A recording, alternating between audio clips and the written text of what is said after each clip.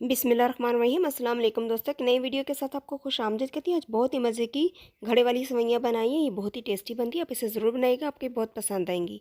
Video अच्छी लगे तो मेरे चैनल को सब्सक्राइब करें, वीडियो को लाइक और शेयर करें और पास वाले बेल आइकॉन को भी लाजमी प्रेस करें।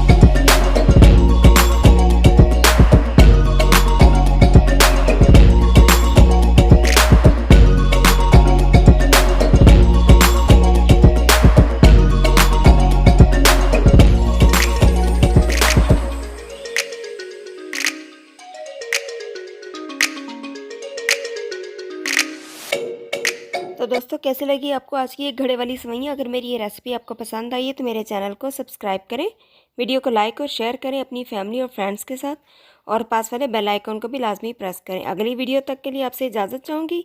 मिलते हैं किसी और नई अच्छी रेसिपी के साथ। दुआ में बहुत याद रखिएगा। तब तक के लिए अल्लाह हाफिज़।